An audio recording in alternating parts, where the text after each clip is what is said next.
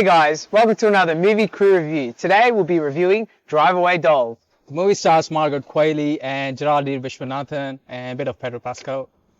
So the film is a story about two ladies who take a trip to Tallahassee and take a car that they weren't supposed to, which leads them into all kinds of trouble with mobsters from a different land. It's got intrigue and it's a different kind of movie from one of the Coen brothers. Alright, I'll start us off.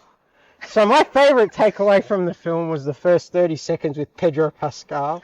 As you can see, the outfit inspired. The film is an interesting take on a Coen film. It's no Fargo, I'll tell you that much. But, I mean, it's very LGBTQ plus centered in the story, featuring two women who are kind of polar opposites as they trek through Tennessee.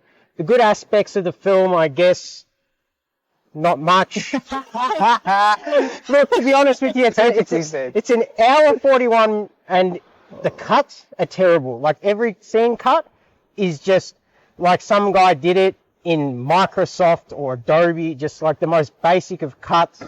The storyline is so offlandish. It's not really even like a Coen Brothers-esque style story, in my opinion. I mean, usually they're more of the dark comedy side of films, but I didn't really get the comedy side of it. I think... We never laughed.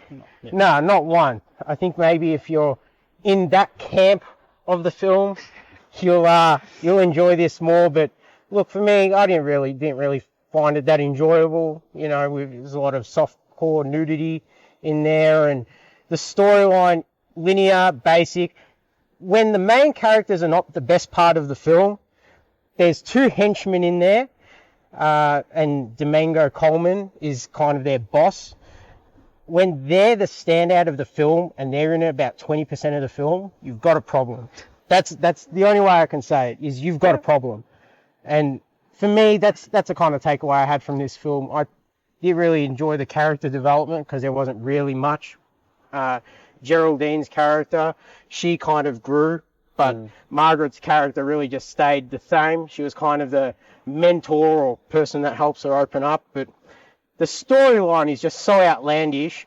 And, you know, when you have Pedro Pascal and Matt Damon as throwaway characters, it really is it's just a really weird film, really out there. You got Miley Cyrus in these hippie scenes, and it's not one for the faint of heart. If you're not a friend of the LGBTQ plus whatever community, you ain't gonna like this film. Just skip it at all costs.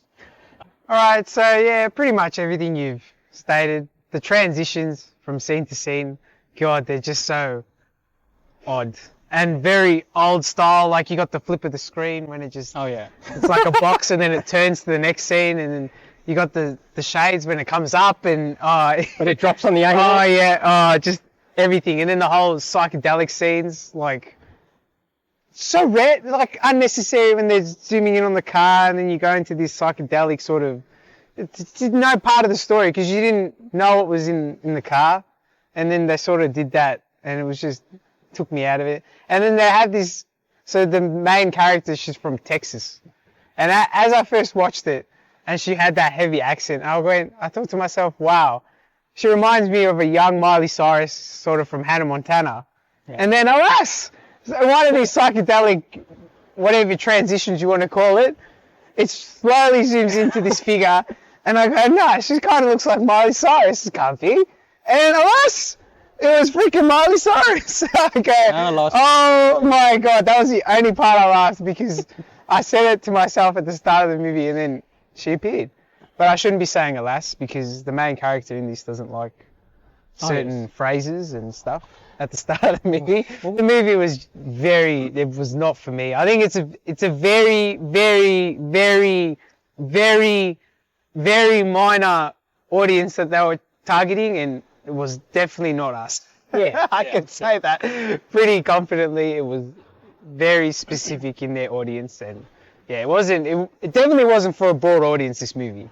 No, I can see 90% of people wouldn't like this movie, like just as a broad sense. Yep. Because it's, as much as it's not very good, it just, it was not Okay. spread out. So yeah, I like one thing. Somehow I like one thing about the movie. Wow. I like Margaret Qualley as an actress. So I thought you were going to talk about the plastic things. I might use them Sorry. later, so that's no. Okay, I like her as an actress, and I think her Texan accent was really good. I've seen her in I've seen her in Leftovers, which is a great show. Yep, that's the only thing I like. Not her character or anything. The Texan accent she was doing, that was great. That's the only thing I've liked. Okay, this movie is absolute.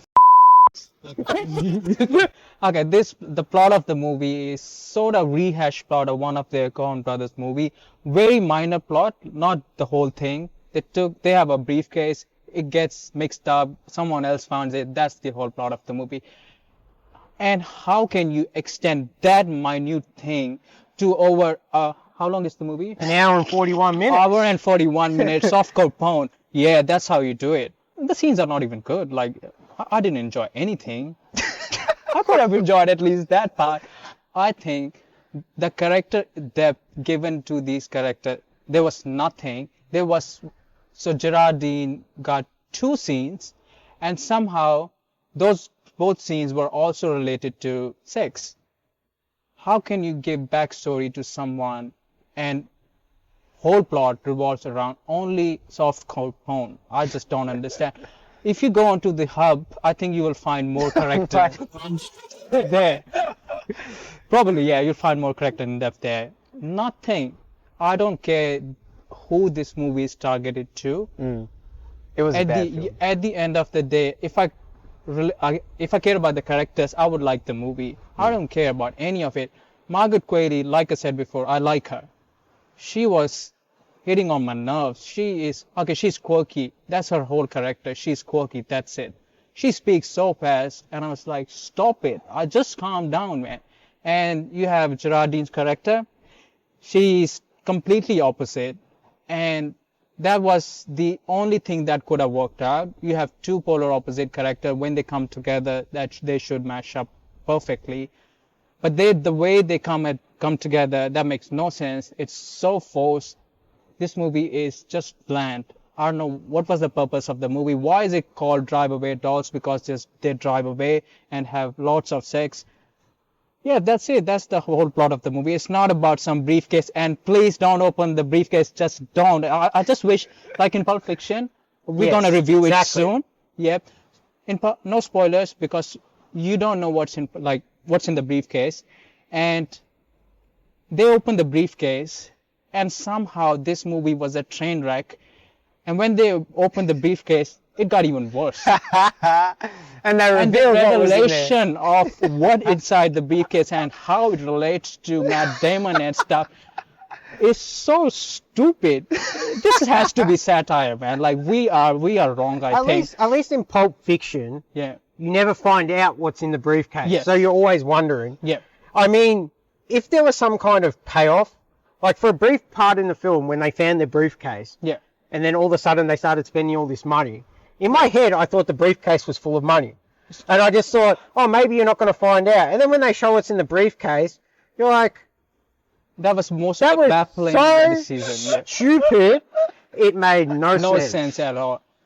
I mean, I get it, what it's supposed to represent, sort of what this movie demographic is. I don't want to say something out loud, but I get it. But it makes absolute no sense to the actual plot of the movie. And like you guys talk about the psychedelic scenes, do you guys remember like Windows XP used to have screensaver? Yeah, the lava bottle one, yeah? Exactly. I was like, at that time in 2002 or something, I never liked that screensaver. Why would you put it in 2024? It doesn't make any sense. I just want whatever they're smoking when they wrote this movie. I want that. Yeah. Okay. Yeah, it wasn't, for me, I didn't find any enjoyment out of it. When I'm looking at my phone every 10 minutes to see when this thing's going to be over, I mean, at that point, it really lost me. I mean, I gave it the first half an hour, and then I thought, I'm bored. And I was this close to Walker. I was this close. I was like, nah. I can't walk out. I'm not that person. But I was this close. I was, Yeah. Look, it may have redeemed at the end, but it redeemed nothing. It was terrible. It may have got better as the film went on. When they found the case, I thought maybe it was going to pick up or something was going to happen. But it was just, and the ending is just so stupid. The whole end scene is just. Just a shout out to Pedro Pascal for again getting his eyes pushed in from his skull, which was great. You know, I had a nice little throwback to Game of Thrones, which was nice. Only little part I liked. But yeah, good on you, Pedro. We love seeing you in that vulnerable position. And somehow we saw Argyle, and then we saw Bob Marley, was it? Yep. Yeah. And we reached the point, Madam Web, and was like, yes, we're not going any down now. This is it. And somehow we keep drifting. I can't even say this is rock bottom. We just don't know what's in store for us. Oh, It's sad, but it's true. All right, yeah. All right, guys, we're going to give our scores. How many dolls out of 10 you giving this moon? I'm giving $1 out of 10. John? I'm giving half a doll out of 10. I'll give it $1 out of 10. All right, guys, make sure to like, share the video, tell your friends, tell your family, and we'll catch you on the next one. Ciao.